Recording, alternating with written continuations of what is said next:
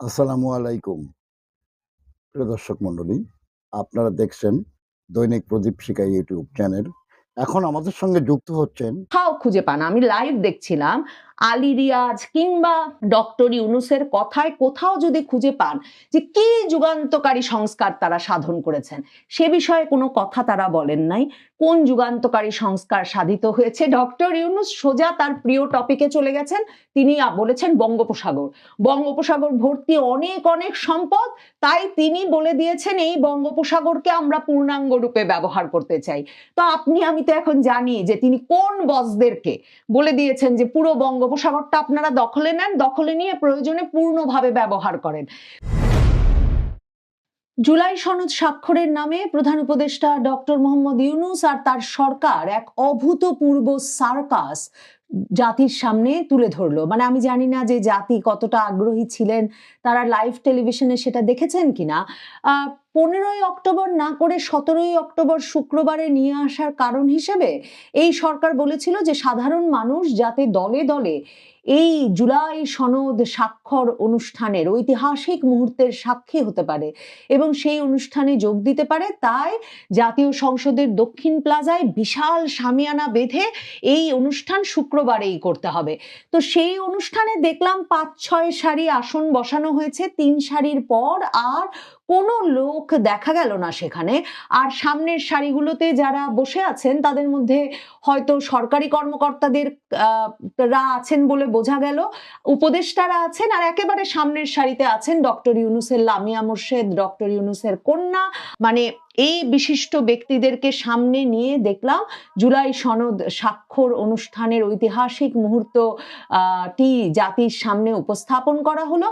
3 সারি পরে আগ্রহী আর কোনো ব্যক্তিকে পাওয়া গেল না। তবে ডক্টর মোহাম্মদ ইউনূসের এই অনুষ্ঠান যাতে যথেষ্ট আড়ম্বরপূর্ণ মনে হয়, তাই স্কুলের ছেলেমেয়েদের নিয়ে আসা হয়েছিল কুচকাওয়াজ করতে, ব্যান্ড পার্টি ছিল এবং সেসব আওয়াজ তুলে বেশ অনুষ্ঠানটিকে জাঁকজমকপূর্ণ করে তুলতে চেষ্টা করা হয়েছে। কিন্তু আমি যেটা বুঝলাম না, সারাটা দিন ধরে যেই জুলাই যোদ্ধাদের আত্মত্যাগের উপর ভিত্তি করে এই সরকার গঠিত হয়েছে বলে এই ডক্টর মোহাম্মদ ইউনূসের মুখেই এত এত মাস ধরে শুনলাম, সেই জুলাই যোদ্ধারা, আহতরা সংসদ ভবন এলাকায় তাদের বিক্ষোভ প্রদর্শন শুরু করেছিলেন যে কেন জুলাই সনদে তাদেরকে সকল বিচার থেকে দায় মুক্তি দেওয়ার ব্যবস্থা হচ্ছে না। মানে এই জুলাই যোদ্ধাদের মনে তো প্রধানত ভয় হচ্ছে যে আন্দোলন সারা পৃথিবীতে সিদ্ধ, আইন সিদ্ধ হলেও রাষ্ট্রীয় স্থাপনায় আগুন দেওয়া,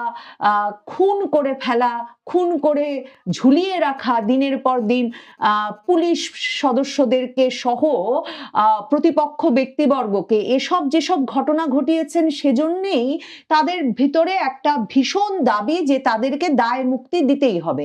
আর এই সরকার দেখেন জুলাই শহীদ, জুলাই আহত, এদের উপর নাকি এই সরকার গঠিত হয়েছে, কিন্তু এখন পর্যন্ত জুলাই আহতদের কোনো তালিকাই করতে পারে নাই।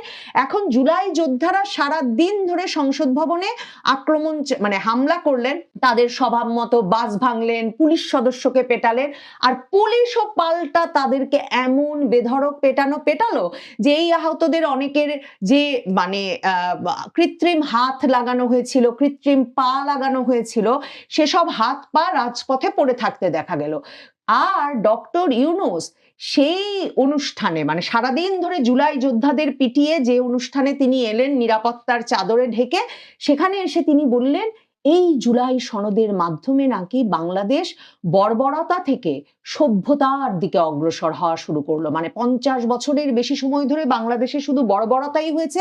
ডক্টর মোহাম্মদ ইউনূস যে টুকুস করে আমাদের এই জীবনে আকাশ থেকে এসে পড়লেন, মানে নাজেল হলেন, এই নাজেল হওয়ার ফলে আমরা এবার বর্বরতা থেকে সভ্যতার দিকে হাঁটবো। অথচ সারাটা দিন ধরে এই সংসদ ভবন এলাকায় পুলিশ জুলাই যোদ্ধাদেরকে বেধড়ক পেটালো, অগ্নিসংযোগ হলো, বাস ভাঙচুর হলো এবং সেসবের মানে নানা রকম ব্যাপক বাধার মুখে, সংবাদ মাধ্যমের ওপর ব্যাপক বাধার মুখে যা সব ছবি আর ভিডিও বেরিয়ে এলো, সেই ছবি আর ভিডিও যদি কেউ দেখে থেকে এসেও যেই সরকার প্রধান বলতে পারেন যে সভ্যতার দিকে তিনি হাঁটিয়ে নিয়ে যাচ্ছেন, তার পক্ষেই আসলে সম্ভব এত মাস ধরে তিনি যাদেরকে নিয়োগকর্তা বলছিলেন, জাতীয় নাগরিক পার্টির যেই নেতাদের, কিংবা জাতীয় নাগরিক পার্টি কেন গঠন করতে হবে এই বিষয়ে আন্তর্জাতিক সাক্ষাৎকারগুলোতে তিনি যা বলছিলেন যে এই তরুণেরাই জুলাই আগস্ট আন্দোলনটার নেতৃত্ব দিয়েছেন।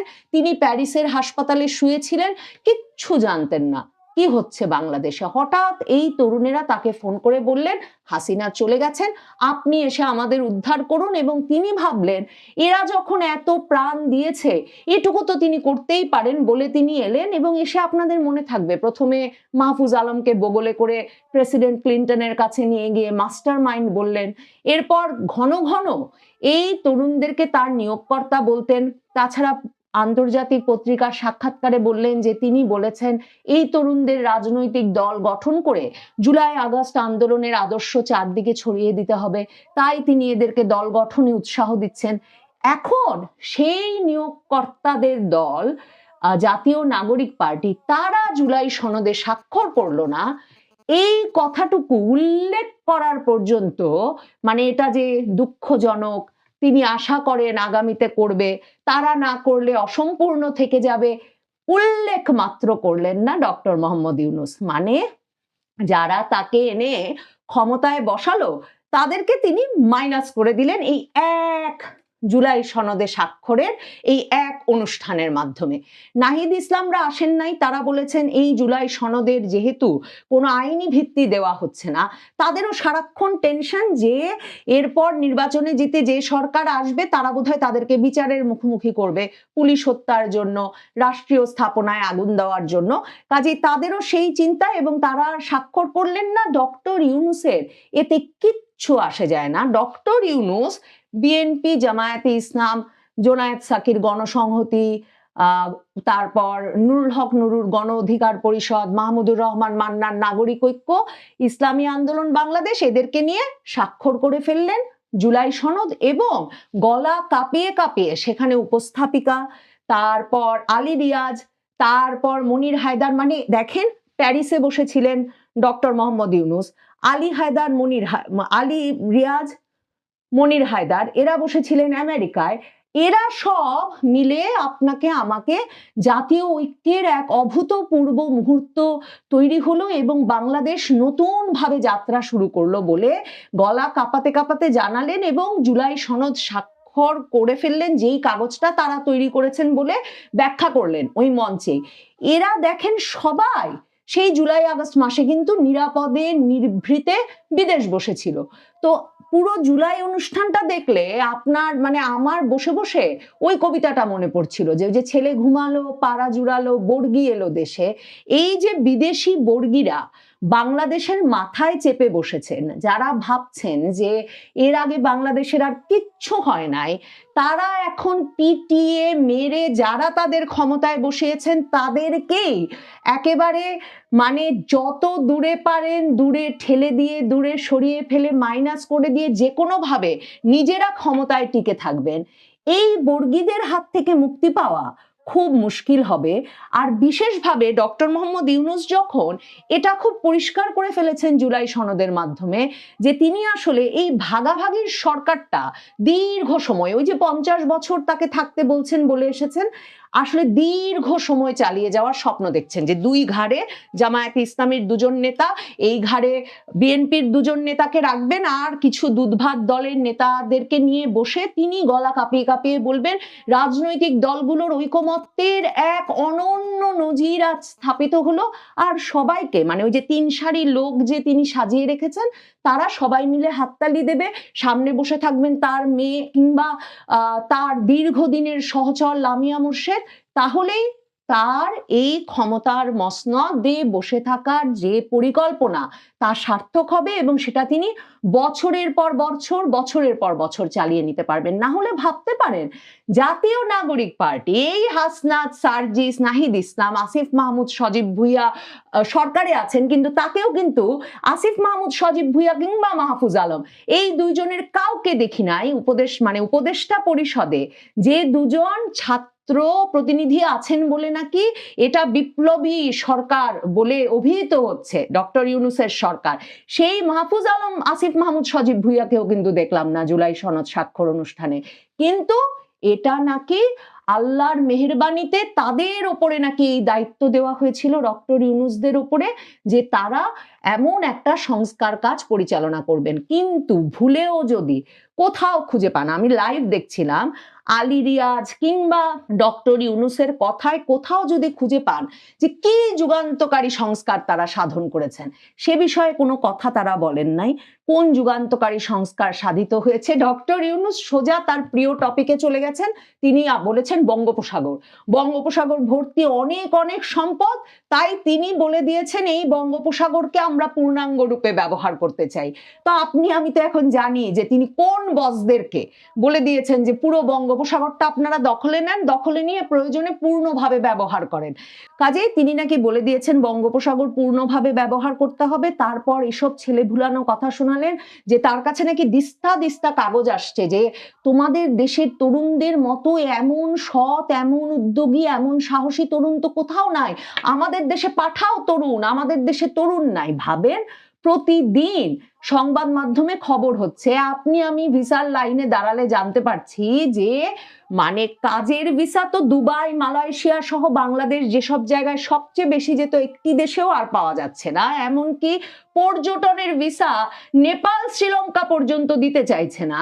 আর ডক্টর মোহাম্মদ ইউনূস জাতীয় অনুষ্ঠানে দাঁড়িয়ে বলছেন যে তাকে নাকি সবাই চিঠি লিখছে যে তরুণ পাঠাও, তরুণ পাঠাও। আর তিনি বলছেন এটা মাত্র 2025-এর ব্যাপার, 2026 থেকে নাকি হাত জোর করে তার কাছে আসবে এবং এসে বলবেন আমাদের কি উপায় হবে যদি তোমাদের তরুণ না পাই।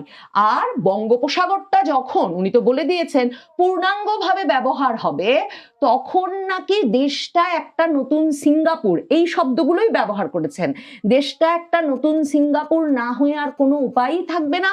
দলে দলে সবাইকে হাত জোর করে বাংলাদেশে আসতে হবে, আমাদের আর কোথাও যেতে হবে না। সেই পুরনো ছেলে ভোলানো কথাগুলো তিনি বলতে থাকলেন। তার মানে এই যে পরিকল্পনা, তার যে মহাপরিকল্পনা, সেই মহাপরিকল্পনার দিকে তিনি এগিয়ে যাচ্ছেন।